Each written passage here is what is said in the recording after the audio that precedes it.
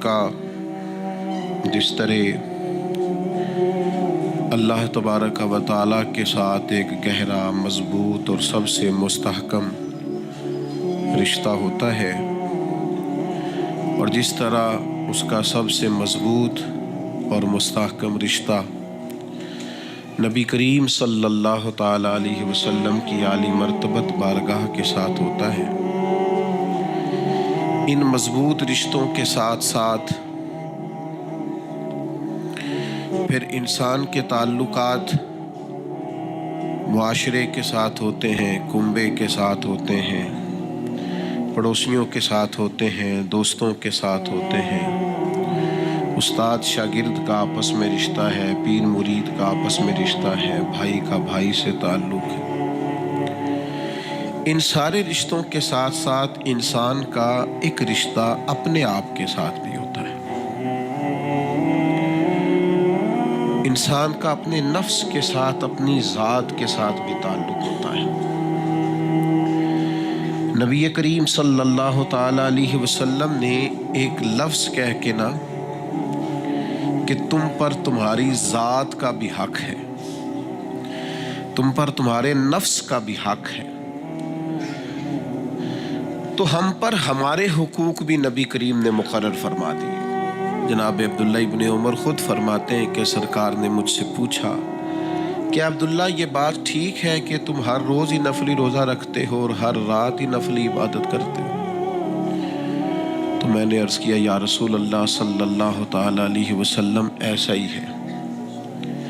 अल्लाह के प्यारे हबीब अलैहिस्सलातु सलाम ने फरमाया, ऐसा ना करो।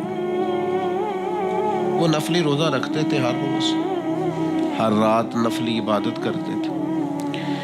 तो महबूब ने उनसे तस्दीक कराने के बाद फरमाया, ऐसा न करो, कभी रोज़ा रखा करो, कभी इफ्तार किया करो, और फरमाया कभी नमाज पढ़ा करो, कभी सो जाया करो। क्यों? इसलिए कि हुजूर फरमाने लगे, तुम्हारे जिस्म का भी तुम पर हक है, तुम्हारी आँख का भी तुम पर हक है कि उसे नींद आती है, तुम्हारी बीवी का भी तुम पर हक है, और फरमाया तुमसे जो मुलाकात करने के लिए आता है उसका भी तुम पर हक है। तो ये लफ्ज़ कह के कि तुम्हारे अपने ऊपर भी हुकूक हैं, तुम्हारी ज़ात के भी तुम पर हक हैं।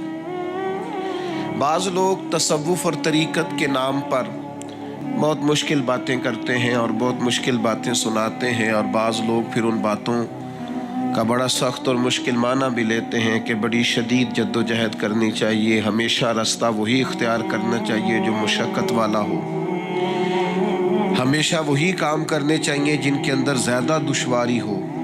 ठीक है, बाज़ औक़ात मुशक्क़त वाले काम, मुजाहिदे वाले काम इंसान की नफ्स की तरबियत के लिए बड़े अच्छे होते हैं, लेकिन ऐसी मुशक्क़तें, ऐसे मुजाहिदे जो इंसान को इतना कमज़ोर कर दें कि वो ज़रूरत के जो हुकूक है वो भी पूरे करने के काबिल ना रहे, उसकी सेहत पर ही असरअंदाज हो जाए, वो आने जाने वालों से मिलने के काबिल ही ना रहे, वो दीगर उसके ज़िम्मे जो उसके ख़ानदान के कबीले के बाल बच्चों के हुकूक हैं वो अदा ही ना कर सके, तो इस्लाम इसकी भी इजाज़त नहीं देता।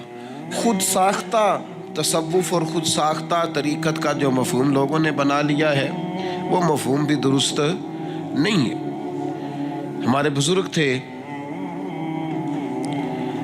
शेखुल मशाइख़ और उस्ताज़ुल असातिज़ा हज़रत शेख मोहम्मद तहसीन रज़ा ख़ान साहब बरेलवी रहमतुल्लाह ताला अलैह, 50 साल के लगभग उन्होंने दरस हदीस दिया है।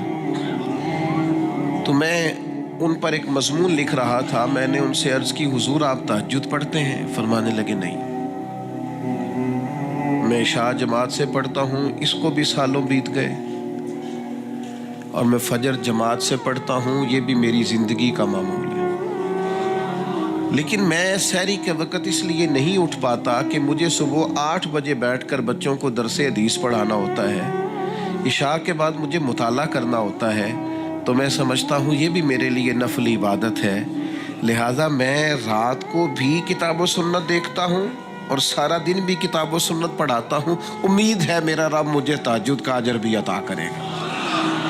عزیز دوست آپ یاد رکھیے گا، اس کو سمجھیے گا کہ ہمارے ہاں بعض لوگ بعض چیزوں کو زیادہ دشواری بنا لیتے ہیں۔ فلاں آدمی کو میں نے کبھی نفل پڑھتے نہیں دیکھا، یہ طریقت نہیں کہ آپ نے اسے نفل پڑھتے نہیں دیکھا تو وہ صوفی نہیں۔ آپ یہ بتائیے کبھی فرض چھوڑتے تو نہیں دیکھا، کبھی اسے ضروریات دین کو چھوڑتے تو نہیں دیکھا۔ اور نفل تو ویسے بھی انسان کا رب سے ذاتی معاملہ، ہو سکتا ہے سامنے والا چھپ کے پڑھتا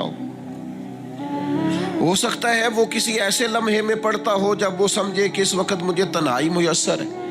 تو حضور نے فرمایا تمہارے نفس کا بھی تم پر حق ہے۔ جن جن چیزوں کو اللہ رسول نے جائز قرار دیا ہے وہ کوئی شخص بھی استعمال کرتا ہے تو اس کو کوئی شخص ناجائز کر سکتا نہیں، کسی کو بھی اس کا اختیار اور حق حاصل نہیں ہے۔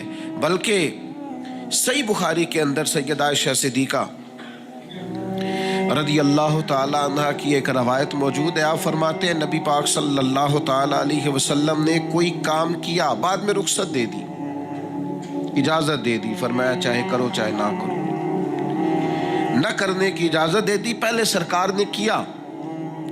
تو بعض لوگ ایسے تھے جنہوں نے اس رخصت سے فائدہ نہیں اٹھایا، وہ کام کرتے رہے، حضور نے اجازت دی تھی لیکن انہوں نے اس اجازت سے فائدہ نہ اٹھایا۔ تو نبی کریم علیہ السلام کو جب اس بات کا علم ہوا تو محبوب نے اللہ کی حمد کی اور حضور فرمانے لگے یہ بعض لوگوں کو کیا ہو گیا ہے کہ وہ ان کاموں سے بچتے ہیں جو میں کرتا ہوں، یعنی جس رخصت اور گنجائش پر میں عمل کر رہا ہوں اللہ کا محبوب ہو کے، وہ اس چیز کو چھوڑ رہے ہیں، اس سے اعتراض برت رہے ہیں حالانکہ میں اجازت دے رہا ہوں۔ اور پھر اللہ کے حبیب علیہ السلام نے کیا خوبصورت انداز میں اس سارے مفہوم کو اتنا سمیٹا کہ اس کو ہمیشہ کے لیے بند کر دیا۔ اللہ کے محبوب فرمانے لگے مجھے اللہ کی قسم میں تم سب سے زیادہ رب کو جانتا ہوں اور میں تم سب سے زیادہ اللہ سے ڈرتا ہوں۔ تو جب میں کسی گنجائش پہ عمل کر رہا ہوں، جب میں کسی ضرورت پر عمل کر رہا ہوں، یہاں ایک دوست تشریف لائے ہمارے پاس تو وہ ہمیں مشورہ دینے لگے کہ آپ کے ہاں بچوں کو چھٹی ہوتی ہے تو وہ تقریباً 1.5 دن بنتا ہے، ظہر کی نماز کے بعد ہفتے کو وہ چلے جاتے ہیں اور اتوار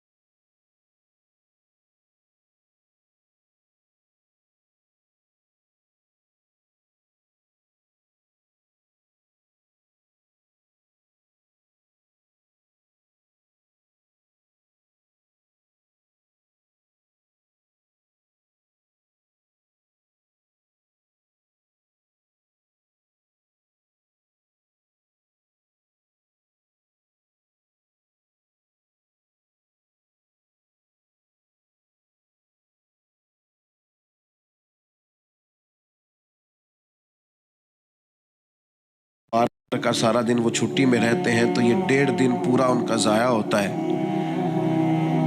تو یہ تو معاملہ ٹھیک نہیں ہے، اس طرح تو ایسا ہے نا کہ مدارس دینیہ میں کیا کام ہے چھٹی کا۔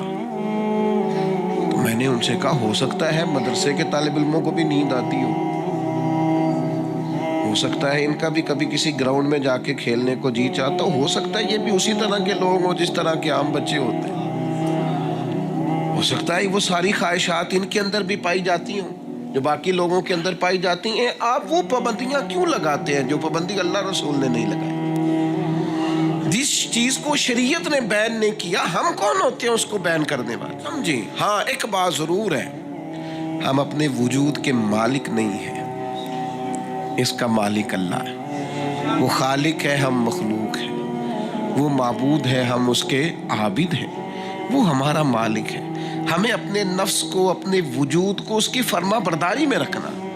نفس کے حق کا یہ مطلب نہیں ہے کہ خواہش نفس میں اگر کوئی ناجائز چیز پیدا ہوتی ہے تو اس کی تکمیل کے لیے بھی ہم دوڑ پڑیں گے، اس کی شریعت کے اندر اجازت نہیں ہے۔ اجازت اس بات کی ہے کہ جن چیزوں کو شریعت نے جائز قرار دیا ہے، آپ اگر ان کا حصول چاہتے ہیں، آسانی چاہتے ہیں، تو آپ ضرور ان کو اختیار کریں، کوئی منع والی بات نہیں ہے۔ میں نے کہا بعض لوگ نا بعض چیزوں پر شدت کرتے ہیں، یعنی نبی کریم علیہ السلام کے صاحبزادہ گرامی حضرت ابراہیم علیہ السلام کا وصال